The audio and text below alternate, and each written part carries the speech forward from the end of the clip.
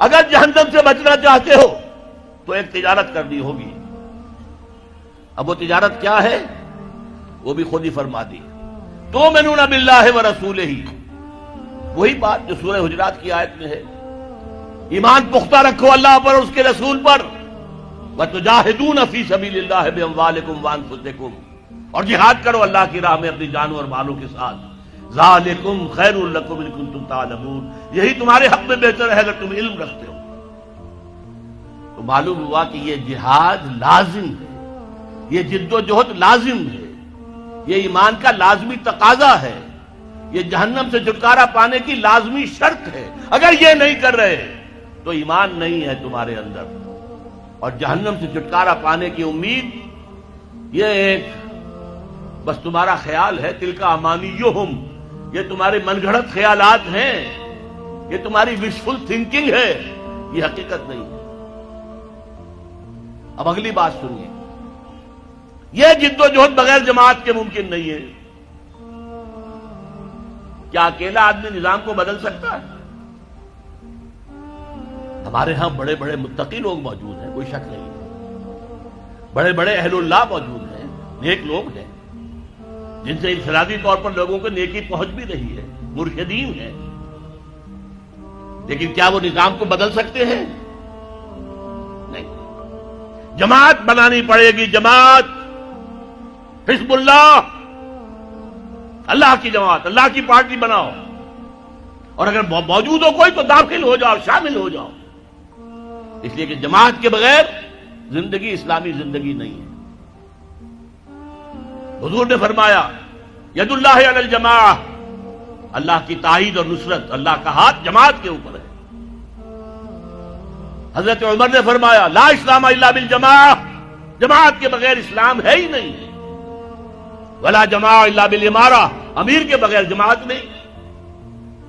ولا امارہ الا بالاطاعہ، اور اطاعت کے بغیر امیر کے معنی کیا ہوئے؟ اطاعت کرو اس کی. حضور کی ایک اور حدیث حارث اشعری رضی اللہ تعالیٰ عنہ فرماتے ہیں انی آمرکم بخمس، اے مسلمانوں میں تمہیں 5 باتوں کا حکم دے رہا ہوں. اللہ امرنی بہن، اللہ نے مجھے ان کا حکم دیا، میں اپنے پاس سے نہیں کہہ رہا. حالانکہ حضور کو اختیار تھا، خود بھی آپ کہہ سکتے تھے. مستند ہے ان کا فرمایا ہوا، آپ کا فرمایا ہوا مستند ہے. الصادق المصدوق ہیں، سچے ہیں، اور اللہ نے ان کی صداقت کی گواہی دی ہے.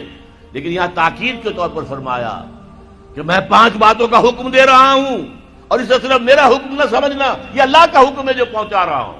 بالجماعت والسمع والطاعت والہجرت والجہاد فی سبیل اللہ. رواہ الترمذی واحمد ابن حنبل رحمہم اللہ. مشکات شریف میں یہ روایت موجود ہے.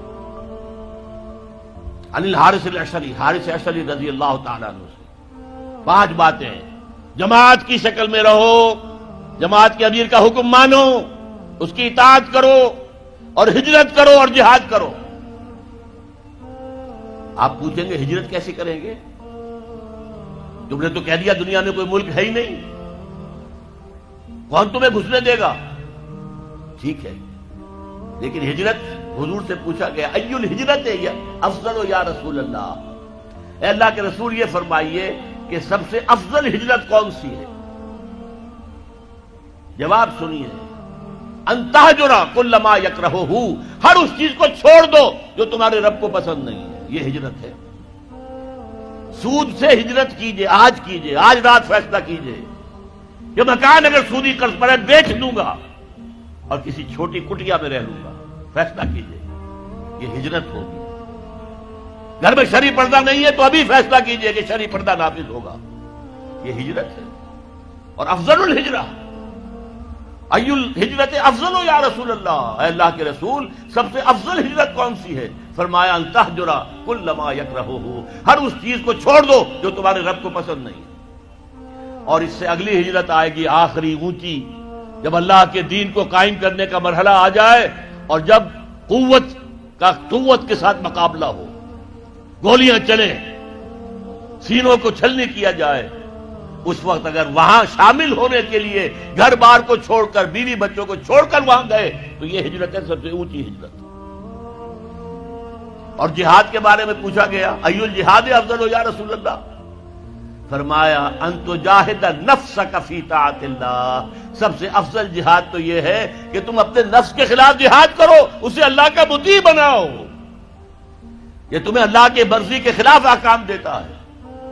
کسی سرکاری ملازم کو رشوت پیش ہو رہی ہے، نفس کہے گا لے لو لے لو لے لو لے لو، فلاں کام رہتا ہے فلاں کام رہتا ہے، بچے کی فیس دینی ہے ابھی پیسے نہیں ہے، لے لو لے لو لے لو لے لو، نفس تو یہ کہے گا۔ آپ نفس کے خلاف جہاد کریں، نہیں لوں گا میں، یہ ہے جہاد۔ اور سب سے اونچا جہاد کیا ہوگا؟ اللہ کے دین کو قائم کرنے کے لیے میدان جنگ میں آ جائیں، جان ہتھیلی پر رکھ کر، یہ سب سے اونچا جہاد ہے، اس کا نام ہے قتال فی سبیل اللہ۔ اس لیے سورہ صف کی 2 آیتیں میں نے آپ کو سنائی تھی، یا ایھا الذین آمنوا ھل ادلکم علی تجارۃ تنجیکم من عذاب علیم، جواب کیا ہے؟ خود ہی دیا اللہ نے، تؤمنون باللہ ورسولہ وتجاہدون فی سبیل اللہ باموالکم وانفسکم۔ اسی سورہ صف کی 4تھی آیت کیا ہے؟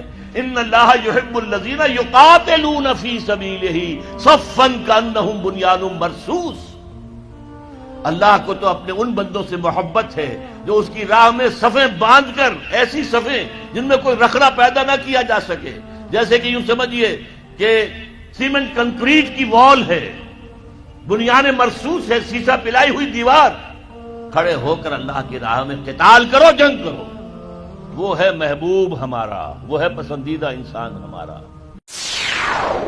یا رب فاجمعنی بكل الصحب والأحباب واكتب لنا أن ندخل الجنات بالريان۔